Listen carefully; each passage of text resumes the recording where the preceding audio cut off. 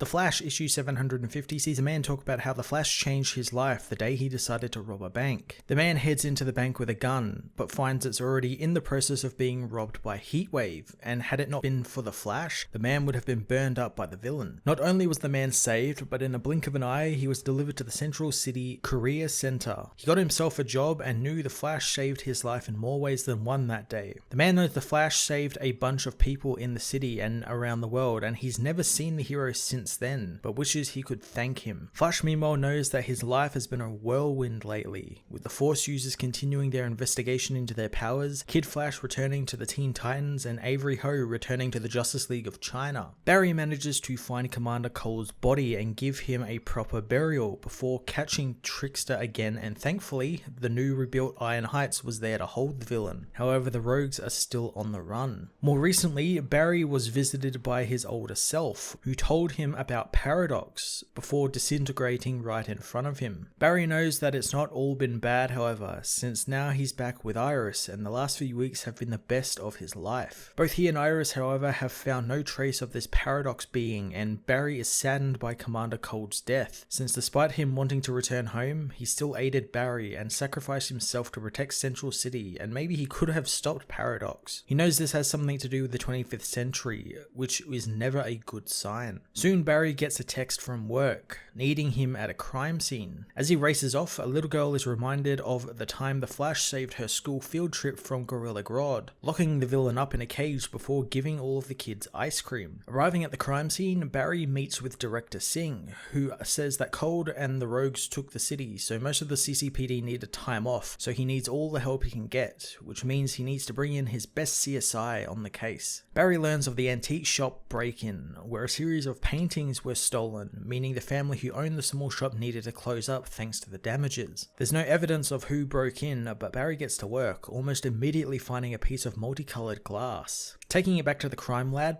Barry works as Singh asks him about him and Iris, surprised at how fast word travels around the city about them. Barry knows that this time it's different between them, asking Singh about his partner, learning his relationship is going great as well. Singh knows that Barry took some time off and it must have been good to slow down and be more than his job for once, but Barry doesn't know how to slow down one bit. As Barry gets Singh to look over the glass through the microscope, he races off, returning in an instant as Singh knows the glass was broken by an energy wave from a rainbow. An officer rushes in, telling Singh that he is needed downstairs, so going down to investigate, they find Rainbow Raider has been captured, caught red-handed with the paintings. Singh knows that without hard evidence he took those paintings, they can't convict him, but Barry says that he found blood and fiber samples in the glass, indicating that they belong to Rainbow Raider. Iris arrives as Singh leaves to arrest the villain, calling Barry a genius. Iris joins Barry, wondering if Rainbow Raider is a bit too small time for Flash now, but Barry says that no case is small time and everyone deserves justice, but also he selfishly found it nice to have a win for once. Barry finds Iris's notebook, looking over the story she's writing for the paper and finding it's about people's lives Flash has changed. He reads the stories of all the people he has saved from various rogues and villains, and how despite the people not always seeing the Flash, the people see him as a beacon of hope and a legend. Iris says that it's an article she's working on, but the hardest part of the story so far is missing the man, since all they know Flash as is the hero, not knowing the human side of him. Barry is flattered by the article, but doesn't think he lives up to being a legend, since a voice in his head has been telling him he's not good enough. Iris tells him to stop the emo act since he is a hero, and him not being dead means there's still hope, and the world can be dark, but they have so much to live for, like the two surprises Iris has in store for Barry. Before she can tell him the good news, Godspeed arrives, who begins to reminisce over the window Barry stood at when he got his powers, knowing that he was there moments before it happened, changing their lives, and he wonders would it have been different if he had been the one to get struck by lightning instead of Barry. August even knows that Barry met Iris because of him, wondering what Barry is without him. Iris says that he would still be a hero, and she knows August has been after redemption, and he says that he is there because of that, since he knows Barry is looking for Paradox, demanding he give up the case. The speedster races off, so Barry quickly changes into his costume and takes off, telling Iris to call Kid Flash and get to the speed lab. Barry chases August, who says it's difficult to retain his bad boy rep when he's always teaming up with the Flash, but Barry just wants to help help him. Their race ends in front of the Flash Museum, where August apologizes for lying to Barry since he had no other choice. Barry is soon confronted by Paradox, who wonders what kind of man gets a museum built for him when he's still alive, finding it fascinating how the world worships the Flash, but they don't know the truth like he does, that Barry travels to other realities and times with no concern for the ramifications, constantly meddling with the multiverse and never paying attention to the horrors he leaves in his wake. Paradox says that it's time he paid for his crimes, since when he faced the Turtle, he was told changing time would cause a paradox. However, Barry did it anyway. Paradox wants to give Barry a choice. He can give up being the Flash, or everything he has built will be destroyed. Barry asks if that's the deal he gave the future Flash before killing him, which confuses August, but Paradox says that he needed to purge the old Flash's influence from this timeline, since the age of the Flash must come to an end, and if Godspeed wishes to show his worth to the villain, he must kill the Flash. Godspeed attacks Flash, who says they don't need to do this, but Godspeed knows that he indeed needs to.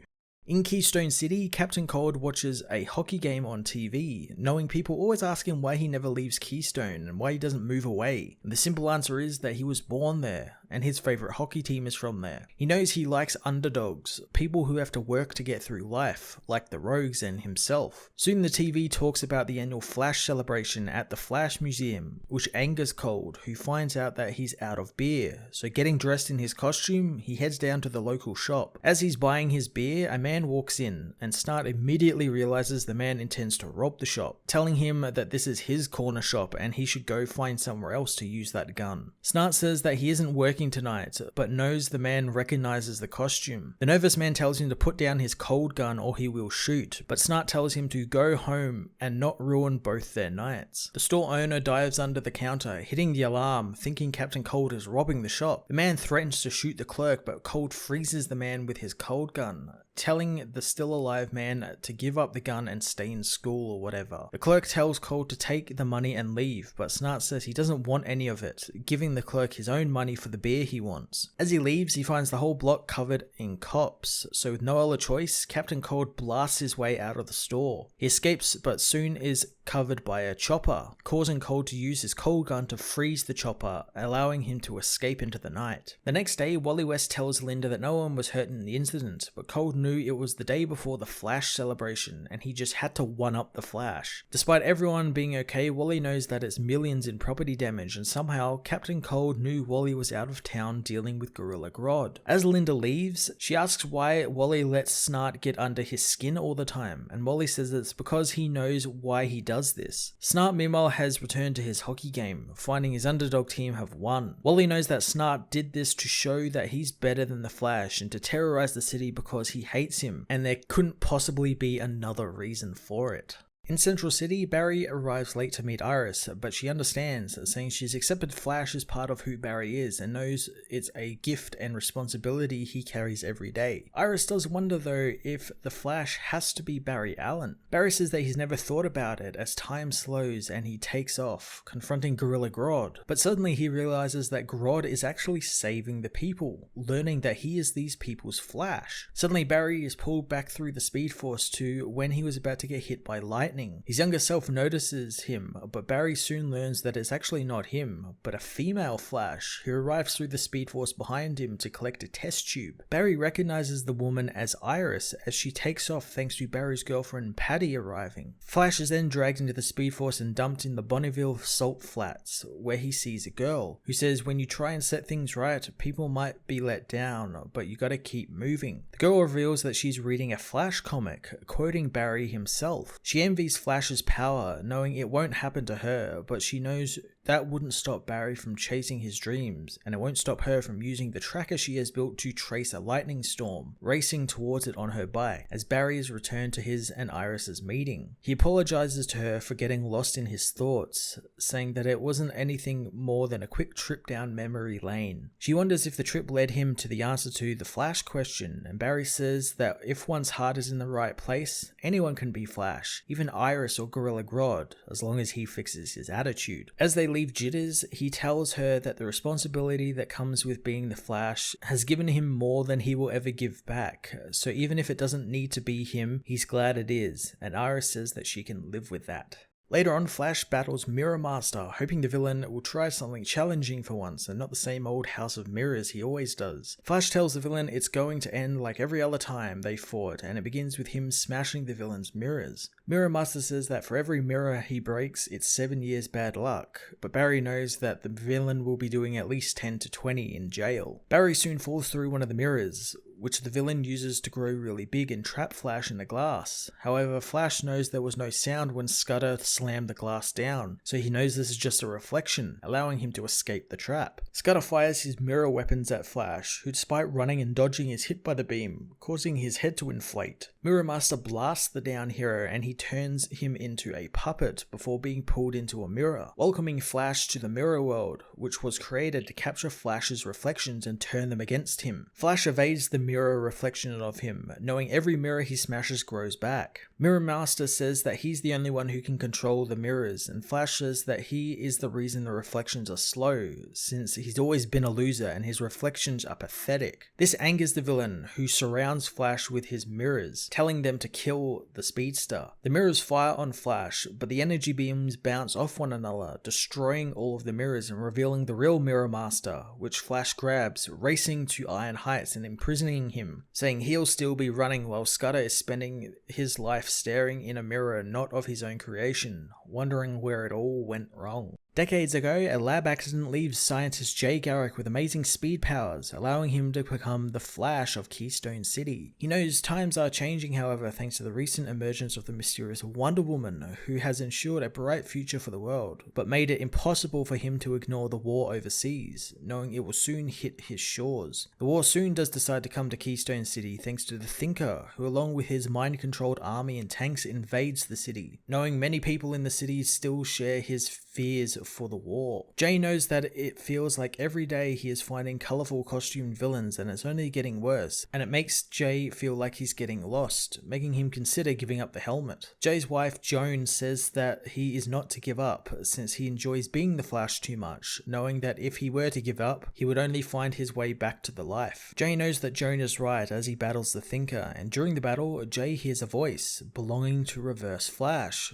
who tells him people will forget him since he's seen the future. Jay becomes distracted and caught in an explosion, but regains his composure, telling Thinker that he could do things the Thinker's way and give in to fear and run away, but that would be too easy. He knows that hope is hard and he's always up for a challenge. He throws his speed-charged helmet at the villain, taking out his tank as Jay takes down the Thinker's army, catching his hat at the end of the street. Jay knows he loves being the Flash, but needs to listen to the other voice in his head and how the future will have good days and bad days, so the future needs him, and so long as he keeps running towards it, he will never run alone.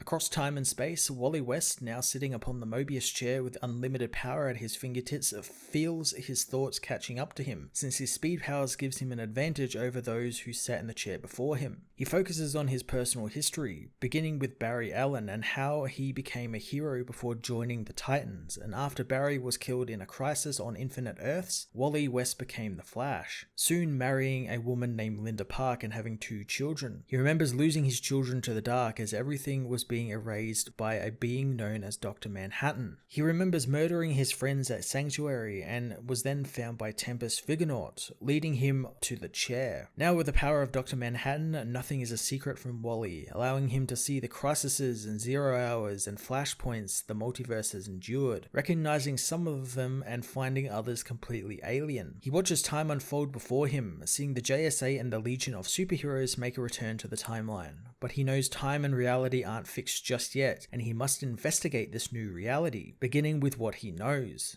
The day he met Barry Allen. He sees the event twice and how different it is, and how yet the same it is. He knows this isn't the only anomaly, seeing 2 versions of the Teen Titans being made and realizing that this is the same events repeating on the same world at different times. The multiverse unfolds before him, and little events change worlds and create Elseworlds. However, that's now changed since time and reality in his world have been fractured and broken apart, meaning time no longer aligns. Heading to the present, Wally meets with Tempest, knowing that the Figurenaut is tasked with protecting and watching the light and dark multiverses. Wally wants to know what he sees, so Tempest reveals the things he sees around the universe, from Superman and Mongol fighting to the new Guardians of Oa taking their seats of power. He wonders what he's not seeing, and Wally says that the Figurenaut isn't seeing everything, since time and reality are broken and it could collapse at any moment. Tempest hopes that he can stop it, and Wally says that he's the fastest man alive and the power of a god courses through him, so yes, he will save the multiverse. The Flash issue 750 was a wonderful celebration of the Speedster and his family. Not only were all the stories fantastic and showcased the forces of Barry Allen, Jay Garrick, Wally West, and even Captain Cold's characters, most of the stories are also required reading in the grand scheme of things coming to DC in 2020, particularly the first story, Jay Garrick's story and Wally West's epilogue, all of which will be brought back up in future issues of The Flash. I'm excited for the Jay Garrick storyline most of all, and excited to see him come back into the timeline along with the JSA. The epilogue of Wally's story leading into Generations was lots of fun as well, since it shows he still actually remembers all his memories as Wally West, thanks to his speedster physiology, which is a really cool way of getting around the Mobius chair, filling up his mind with all of its stuff. I'm really looking forward to the Flash stories in 2020, and if you aren't reading, this issue is a great jumping on point. I'm going to give this issue a 10 out of 10.